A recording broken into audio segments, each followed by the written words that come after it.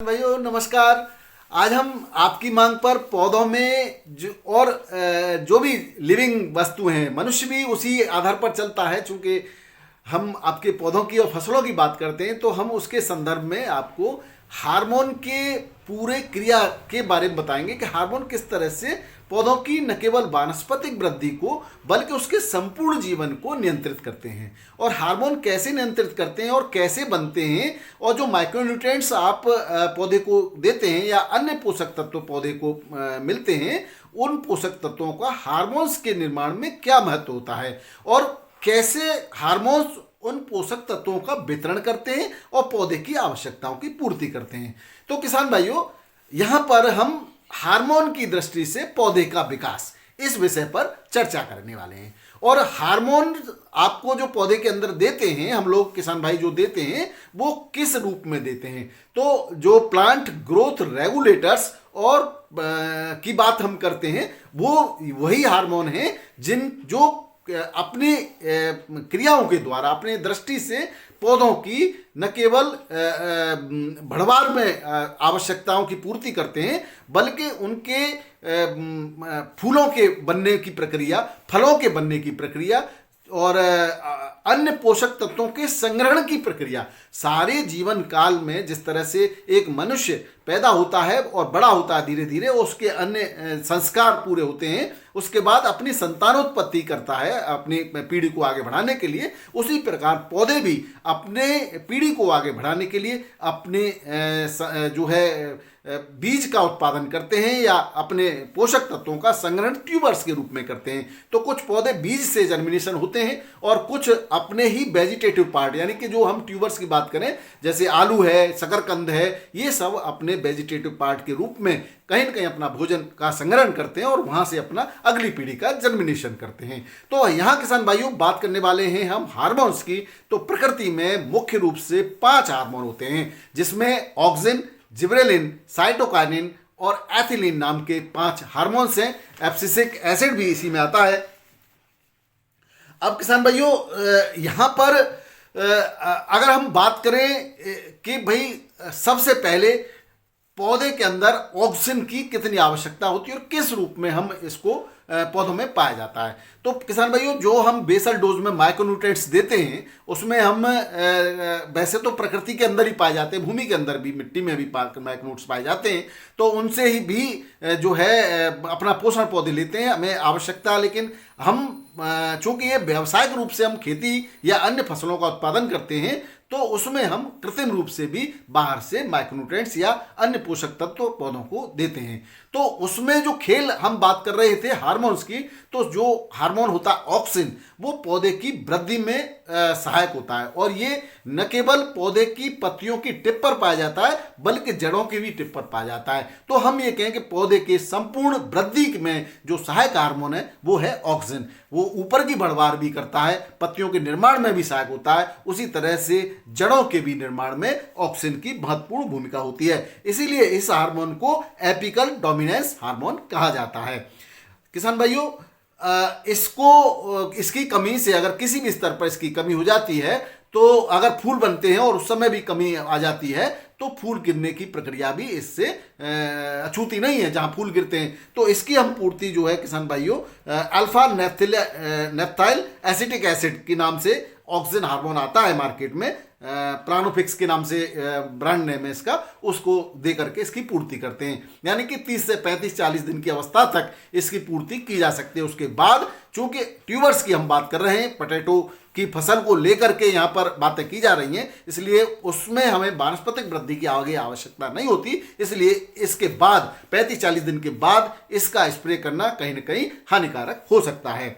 अब बात करेंगे किसान भाइयों दूसरे हार्मोन की, जिसको हम जो है जिब्रेलिन या जिब्रेलिक एसिड कहा जाता है। जिब्रेलिन आप जानते हैं केवल लंबाई बढ़ाने में हम बहुत सारे किसान भाइयों जिब्रेलिन 0.001% के नाम से लाते हैं और शराब में मिला करके इसका स्प्रे अपनी आलू की फसल पर करते हैं। तो शराब में मिलाने का कारण ये होता है क्योंकि ये पानी में पूरी तरह से घुलनशील नहीं है और जो अल्कोहल है उसमें घुलनशील है, तो शराब सकते हैं। तो जिब्रेलिन कोशिका विभाजन किसान में कोशिका विभाजन तो ऑक्सिन भी करता है, यहाँ पर जिबरेलिन कोशिकाओं को लंबा करने का, मोटा करने का काम करता है, उसको इसमें एब्जॉर्प्शन बढ़ा लेता है और लंबा करता है। इससे क्या है, नोड और एंटीनोड जो होते हैं, गांठें के बीच में जो तने की लंबाई होती है उसमें वृद्धि हो जाती है, तो अप्रत्याशित तेजी से वृद्धि पौधा करने लगता है। अगर किसान भी जिबरेलिक के हार्मोन की अधिकता जब हो जाती है पौधे के अंदर, तो तना पतला रह सकता है, उसको ऐसे पोषक तत्वों की आवश्यकता बहुत तेजी से होती है, लेकिन लंबाई अपनी पूरी पकड़ेगा। जैसे कुछ किसान भाई गेहूं में भी इसका स्प्रे कर देते हैं, तो गेहूं में क्या होगा,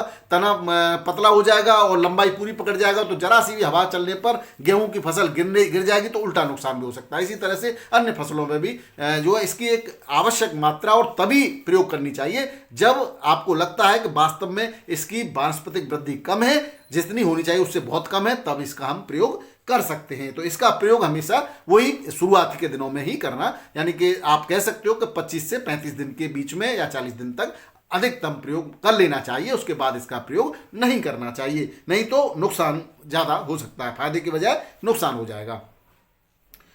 अब किसान भाइयों एक बात और, साइटोकाइनिन तीसरे हार्मोन की बात कर लेते हैं।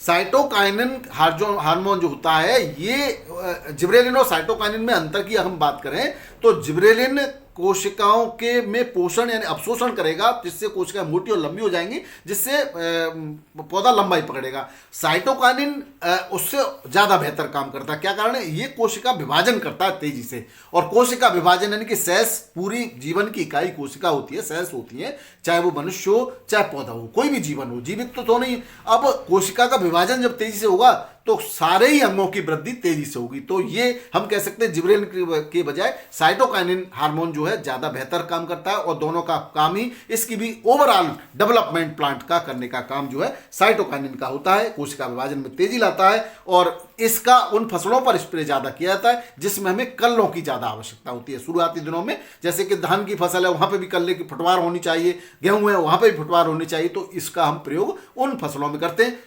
और हम आलू की फसल में भी इसका प्रयोग कर लेते हैं। तो कई बार जो CBD एक्सट्रैक्ट वगैरह आपको सलाह दी जाती है कि इसमें, तो उसमें भरपूर मात्रा में पाया जाता है, समुद्री शैवाल वगैरह में इसका बहुत भरपूर मात्रा में होता है, और उसकी वजह से उसको दिया जाता है, जिससे कि ज़्यादा से ज़्यादा आपके पौधों की फुटवार हो और उससे आपका जो है ट्यूबर्स की संख्या में भी वृद्धि हो जाए।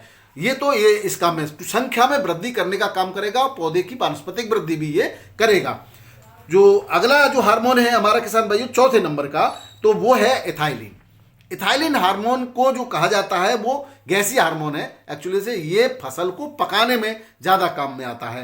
तो ये इसका जो प्रयोग है वो किसान भाइयों कभी कभी हमें, जैसे कोई फसल है उसमें आधे अधूरे फल पके, टमाटर है, पपीता है, या और अन्य फसलें हैं, आम हैं, तो हमें लगता है कि ये फसल पूरी तरह से पकी नहीं है, तो उसको हमें पकाना है, तो उस पर इसका स्प्रे किया जाता है, या कुछ पाउडर के रूप में पुड़ियों में बना के फलों के बीच में रख करके जो उसकी गैस उत्पन्न होती है, उस गैस के कारण जो कच्चे केले हैं, आम हैं, वो पकाने का काम वो इथाइलिन हार्मोन का है। इथाइलिन गैसीय हार्मोन है, तो इसका ज़्यादातर आलू में कोई ज़्यादा महत्व नहीं है, इसका उपयोग नहीं करना चाहिए। अब अगला जो हार्मोन है वो बहुत ही महत्वपूर्ण हार्मोन है किसान भाइयों, वो 5वें नंबर का, जिसको मैंने नाम लिया एब्सिसिक एसिड। एब्सिसिक एसिड किसान भाइयों बहुत ही महत्वपूर्ण हार्मोन है, और अब जो मैं बात करने वाला हूं इसकी, इसलिए इसका महत्व बढ़ जाता है कि जब कभी कभी पौधे की जो वानस्पतिक लंबाई है अप्रत्याशित रूप से ज़्यादा बढ़ जाती है, तो पौधा पूरी संपूर्ण पोषण अपना पूरी ताकत अपनी लंबाई को बढ़ाने में और वानस्पतिक वृद्धि में लगा देता है।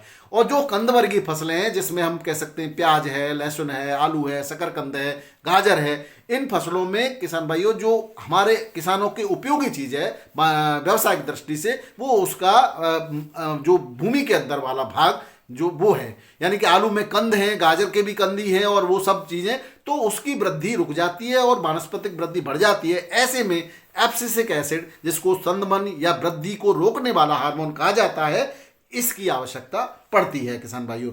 ये न केवल वायवीय ब्राह्क की वृद्धि को रोकता है, बल्कि पौधे को स्ट्रेस से भी बचाता है। ऐसी परिस्थितियां जब प्रतिकूल हों पौधे के लिए, जैसे कि एक तरह से कहें नमी कम हो जाए, सर्दी ज़्यादा बढ़ जाए, या पानी की कमी हो, न्यूट्रिएंट्स की कमी हो, ऐसे में क्या किसान भाइयों इसका स्प्रे करने से इसके जो छिद्र हैं, इसके स्टोमेटा जो हैं वो क्लोज हो जाते हैं, बाष्पोजन की जो एक्टिविटी है वो कम हो जाएगी, मेटाबॉलिक जो क्रिया है वो कम हो जाएगी। तो इसका जो कहते हैं इंजन जो स्टार्ट चल रहा था वो उसकी गति कम हो जाएगी, तो पौधा लंबे समय तक सर्वाइव कर पाएगा ऊपर वृद्धि न होने से। अब किसान भाइयों, माइक्रोन्यूट्रिएंट्स पूरी भरपूर मात्रा में है, नमी भी ठीक ठाक है, सारी परिस्थितियां अनुकूल हैं, और उस समय इसका पौधे पर स्प्रे करने से इसकी वानस्पतिक वृद्धि तो कुछ समय के लिए रुक जाती है, परंतु नीचे जो वृद्धि हो रही है ट्यूबर्स की उसमें पूरी ताकत लग जाती है। ऐसे में आलू और कंद वर्गीय फसलों में इसका महत्व इसलिए बढ़ जाता है कि इसका स्प्रे करने से जो अप्रत्याशित वानस्पतिक वृद्धि रुक करके ट्यूबर्स की संख्या में वृद्धि और आकार में वृद्धि होने लगती है। तो ये किसान भाइयों, इसका हम आलू किसान ज़्यादातर उपयोग करते हैं, और ये लियोसिन और कल्टार के रूप में मार्केट में उपस्थित है। लियोसिन में क्लोरमेकेट क्लोराइड होता है, क्लोरमेकेट क्लोराइड, और कल्टार में पैक्लाब्यूटाजोल होता है। तो पैक्लाब्यूटाजोल और क्लोरमेकेट क्लोराइड, इन दोनों का ही प्रयोग हम आलू, प्याज, लहसुन, शकरकंद और या अन्य जमीन के नीचे वाले जो भी हमारे उत्पाद हैं उनको बहुत अच्छी संख्या में प्राप्त करने के लिए प्रयोग करते हैं। अब किसान भाइयों, कुछ चीज़ें ऐसी हैं जिनका प्रयोग जो है हम करते तो हैं, लेकिन कब और कितने समय पर करना चाहिए ये बहुत आवश्यक है, क्योंकि इसके कभी कभी जो है परिणाम जो है जहाँ सकारात्मक की जगह कभी कभी नुकसान हानिकारक भी परिणाम हो जाते हैं। तो इसकी भी बहुत आवश्यकता और बहुत सावधानियों पूर्वक इनका प्रयोग करना चाहिए। तो हमें पीजीआर के प्रयोग में या हार्मोन्स के प्रयोग में हमें क्या क्या सावधानी बरतनी चाहिए उसकी तरफ भी थोड़ा सा मैं आपका ध्यान आकर्षित करना चाहता हूं। तो सबसे बड़ी जो हम गलतियां करते हैं कभी कभी किसान भाइयों, वो ये करते हैं कि डोज जो है ओवरडोज हम दे देते हैं, और जब भी ओवरडोज इनकी दी जाती है तो ये जहां लाभ करना चाहिए वहां नुकसान पहुंचाते हैं। ओवरडोज अति सर्वत्र वर्जते, मैं बार बार कहता हूं, तो कहीं भी किसी भी माइक्रोन्यूट्रिएंट्स की या खाद की या किसी भी की भी ओवरडोज हमेशा नुकसान करती है, जबकि हार्मोन्स की मात्रा तो पर पीपीएम में होती है। ये जरा सी भी अगर ओवरडोज होती है तो पौधे पर उल्टा प्रभाव डालता है। तो 1 ml भी मात्रा ज्यादा नहीं होनी चाहिए। किसान भाइयों, दूसरी बात, सूखे खेत में नहीं देने चाहिए। पौधा स्ट्रेस ले रहा है, सूखा है ऑलरेडी, माइक्रोन्यूट्रिएंट्स नहीं है, बीमार पौधा है, ऐसी स्थिति में भी इसका प्रयोग नहीं करना चाहिए। पर्याप्त नमी, पर्याप्त पोषक तत्वों की उपलब्धता में ही हमें हार्मोन्स का प्रयोग करना चाहिए। इसके अलावा किसान भाइयों, छिड़काव का समय बहुत ही महत्वपूर्ण है। छिड़काव किस समय करें? आप बहुत तेज गर्मी में या बहुत सर्दी में या बरसात के समय में छिड़काव का महत्व कम हो जाता है। छिड़काव शाम के समय करना चाहिए, जिससे कि जो है पौधों को इसको अवशोषित करने में पर्याप्त समय मिले। तो शाम के समय ही इसका छिड़काव उचित रहता है। एक बात और बहुत महत्वपूर्ण है जो बार बार आप लोग मुझसे क्वेश्चन पूछते हैं, वो ये कि हम एनपीके भी यूज करते हैं, फंगीसाइड भी यूज करते हैं, इंसेक्टिसाइड, और उसी में हम हार्मोन भी मिला लेते हैं, तो ये बन जाता है कॉकटेल।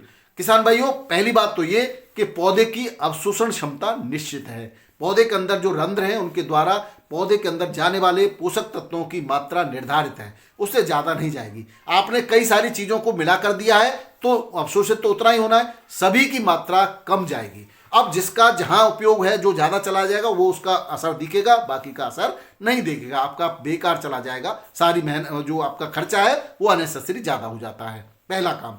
दूसरी बात किसान भाइयों कि अगर पौधा बीमार है तो हमें पहले बीमार का इलाज करना चाहिए। जो बीमार व्यक्ति हो या पौधा हो वो अवशोषक तत्वों का अवशोषण नहीं करता, पहले अपना इलाज करना चाहेगा, और उसमें अगर उसकी बीमारी वाली दवा तो पहुंचे नहीं और पोषक तत्व पहुंच जाए तो न तो पोषक तत्वों का पूरी तरह से क्रियान्वयन हो पाएगा, क्योंकि उसकी मेटाबॉलिक एक्टिविटी तो पहले ही प्रभावित है बीमारी की वजह से, ऊपर से पोषक तत्व देने का कोई महत्व नहीं है। जैसे कि पहलवान को ही बादाम पच सकते हैं, कमजोर आदमी, बीमार आदमी को हम और बहुत ज़्यादा बादाम या बहुत ज़्यादा पोषक तत्व दें तो वो उसके पचाव नहीं, उसका पाचन तंत्र भी कमजोर हो जाता है। इसी तरह पौधों का भी पाचन तंत्र कह सकते हैं आप, वो भी कमजोर हो जाएगा। तो इस परिस्थिति में भी हमें इनका प्रयोग नहीं करना चाहिए। अब कभी कभी क्या है कि कुछ कीटनाशक और फंगीसाइड्स के साथ इसकी कंपेटिबिलिटी है, यानी मिला सकते हैं आप, तो उसको मिला करके पहले जांच लें किसके साथ है। कभी भी घोल फट रहा है, ठंडा गर्म हो रहा है या कलर बदल रहा है तो ऐसी परिस्थिति में इनका प्रयोग नहीं करना चाहिए। तो यही किसान भाइयों सबसे बड़ी बात है कि कैसे प्रयोग करें। दूसरी बात, कभी कभी क्या है कि आवश्यकता ही नहीं है, पौधे में पर्याप्त ट्यूबर भी बन रहे हैं, साइज भी ठीक है, बहुत ज़्यादा वानस्पतिक वृद्धि भी नहीं है, बिल्कुल सब कुछ सही चल रहा है, ये सब बिल्कुल सही चलेगा यदि आपने आवश्यकता के अनुसार संतुलित मात्रा में पोषक तत्वों का प्रयोग किया है और सही समय पर किया है, तो इन सब चीज़ों की ऊपर से देने की आवश्यकता ही नहीं है, क्योंकि जो पोषक तत्व हम देते हैं उन्हीं से ये बनते हैं। मैंने कई बार कई वीडियोज़ में बताया कि किस पोषक तत्व से, किस माइक्रोन्यूट्रिएंट से कौन सा हार्मोन बन रहा है, तो आपको अलग से देने की आवश्यकता नहीं है। अब इसलिए जब आवश्यक नहीं हो तो इनका प्रयोग न करें, क्योंकि इनके नुकसान भी हैं। अब किसान भाइयों, कब कौन से ज़्यादातर, जैसे कुछ ब्रांड नेम की मैं बात करूं तो जैसे बायर का एग्निटस है, मैं भी क्वेट क्लोराइड आता है इसमें 8.4% और साइक्लोडाइड आता है इसके अंदर 2.1%। तो इसमें ऐसा पहली बार एक जो कंटेंट है जो कि ऑक्सीजन को बढ़ने से रोक देता है, तो टिप की जो वृद्धि है उसको रोकेगा और साइड की जो वृद्धि यानी ट्यूबर्स की संख्या में वृद्धि ये करता है। तो आप इसका बायर का इग्निटस का भी प्रयोग कर सकते हैं। 60 ml के आसपास प्रति एकड़ में इसका स्प्रे किया जाता है। 65 से 70 दिन पर इसका प्रयोग कर लेना चाहिए। ये परमानेंट ग्रोथ को स्टॉप कर देगा। एक बात और, ये आगे फिर आप चाहेंगे मेरी वानस्पतिक वृद्धि हो जाए तो वो नहीं होगी, तो ये लास्ट के अंतिम दिनों पर ही ये करना चाहिए। चमत्कार है मैवीक्वेट क्लोराइड, ये आपका 200 ml के आसपास प्रति एकड़ में प्रयोग किया जाता है। तो इसका प्रयोग आप जो है 60-65 दिनों पर इसका प्रयोग कर सकते हैं। ये अस्थायी रूप से वृद्धि को रोकता है। बाद में जब इसका असर खत्म हो जाता है तो फिर से वानस्पतिक वृद्धि शुरू हो जाती है। लियोसिन है, इसके अंदर आप क्लोमिक्वेट क्लोराइड होता है 50% एसल फॉर्म में।